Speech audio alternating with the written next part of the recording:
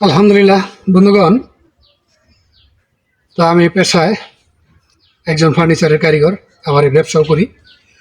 তো এই যে একটি খাট দেখতে পাচ্ছেন, এটি ছিল এক সময় গাছ। তো সেটাকে চিরাই করে তারপর বানালাম তক্তা।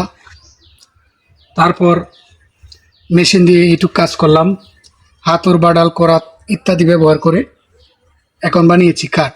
অত্যন্ত পরিশ্রমের পর একটি কাঠ হয়েছে, যা আগে ছিল একটি সাধারণ গাছ। তো কথা হচ্ছে, কঠোর পরিশ্রম করলে সব কিছুর মধ্যেই এরকম সফলতা আসে। তো এখন করলাম বার্নিশ, মানে পলিশ করলাম। তো এখন জিনিসটা অনেক সুন্দর দেখা যাচ্ছে, চকচকা হয়েছে।